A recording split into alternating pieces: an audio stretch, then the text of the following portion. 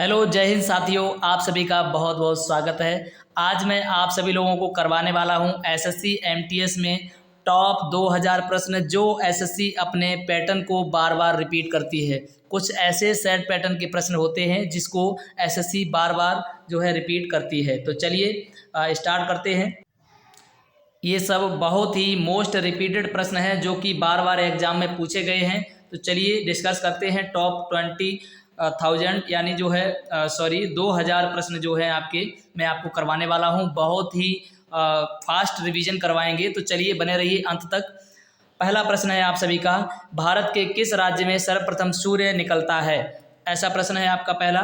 तो इसके लिए आपका राइट आंसर हो जाएगा अरुणाचल प्रदेश में सबसे पहले सूर्य निकलता है। अगला प्रश्न है, भारत की मुख्य भूमि सबसे दक्षिणतम किनारा क्या है, कौन सा है? तो ये कन्याकुमारी जो है भारत के सबसे दक्षिण में पड़ता है। अगला प्रश्न है आपका, मौलिक कर्तव्य को किस संविधान संशोधन द्वारा भारतीय संविधान में जोड़ा गया? तो 42वें संविधान संशोधन द्वारा इसको जो है जोड़ा गया था। अगला प्रश्न है आपका कि राष्ट्रीय मतदाता दिवस किस वर्ष मनाया जाता है? तो इसके लिए आपका राइट आंसर हो जाएगा 25 जनवरी को राष्ट्रीय मतदाता दिवस जो है मनाया जाता है। आगे देखते हैं, अगला प्रश्न है आपका कि मतदाता दिवस हो गया है, ज्ञानपीठ पुरस्कार किस क्षेत्र में दिया जाता है? तो इसके लिए आपका राइट आंसर हो जाएगा ये साहित्य के क्षेत्र में दिया जाता है।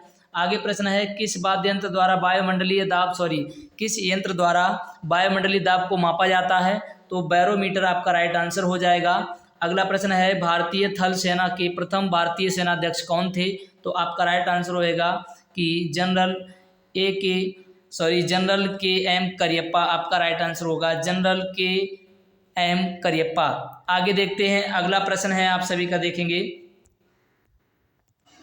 चलिए, प्रश्न है, मोहम्मद गजनवी ने भारत पर कितनी बार आक्रमण किया? तो आपका राइट आंसर हो जाएगा 17 बार आक्रमण किया। कितनी बार? 17 बार आपका राइट आंसर हो जाएगा। अगला प्रश्न है आपका कि अंग्रेजों और सिराजुद्दौला के बीच में प्लासी का युद्ध कब हुआ था? तो अंग्रेजों और प्लासी का युद्ध जो है सिराजुद्दौला के बीच में हुआ था 1757 में।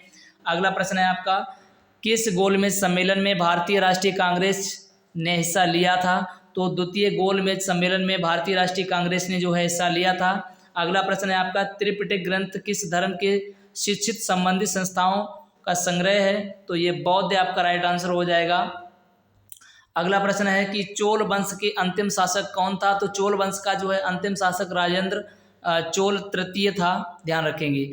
अगला प्रश्न है आप सभी का कि दुनिया के 7 अजूबों में शामिल आगरा के ताजमहल का निर्माण किस मुगल बादशाह ने करवाया था? बहुत ही मोस्ट रिपीटेड प्रश्न है, तो ये शाहजहां ने करवाया था, आप सभी को पता भी होगा। अगला प्रश्न है आपका कि 1857 के सैनिक विद्रोह के समय भारत का वायसराय कौन था? तो लॉर्ड कैनिंग था, आपका right answer Lord Canning.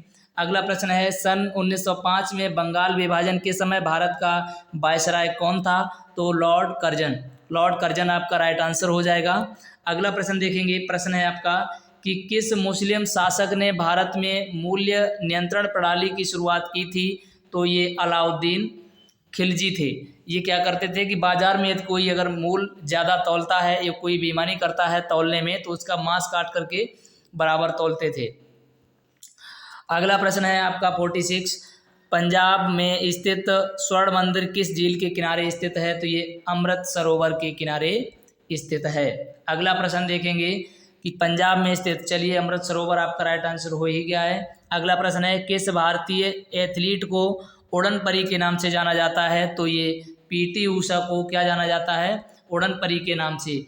PT Usha को उड़न परी के नाम से जानते हैं, तो ध्यान रखेंगे पीटी ऊषा। अगला प्रश्न है आप सभी का कि देवधर ट्रॉफी का संबंध किस खेल से है? तो देवधर ट्रॉफी का संबंध क्रिकेट से हो जाएगा। अगला प्रश्न है कि भारत में कुल कितनी भाषाओं को शास्त्रीय भाषा का दर्जा प्राप्त है? तो ये 6 भाषाओं को। अगला प्रश्न है आपका कि अमृतसर में स्थित स्वर्ण मंदिर का निर्माण किसने करवाया था? तो गुरु अर्जुन देव ने करवाया था। किसने? तो गुरु अर्जुन देव आपका राइट आंसर हो जाएगा।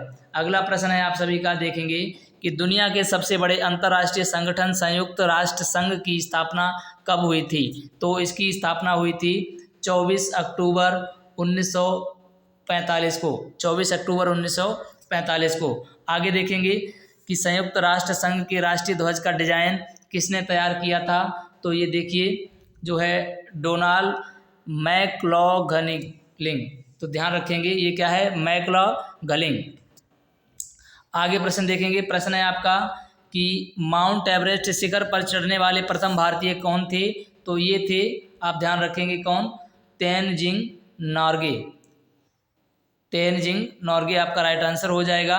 अगला प्रश्न है देखिए, टोक्यो ओलंपिक 2022 में स्वर्ण पदक जीतने वाले एकमात्र भारतीय कौन थे, तो नीरज चोपड़ा जो है थे। ये किससे संबंधित है, तो ये भाला फेंक से संबंधित है, ध्यान रखेंगे।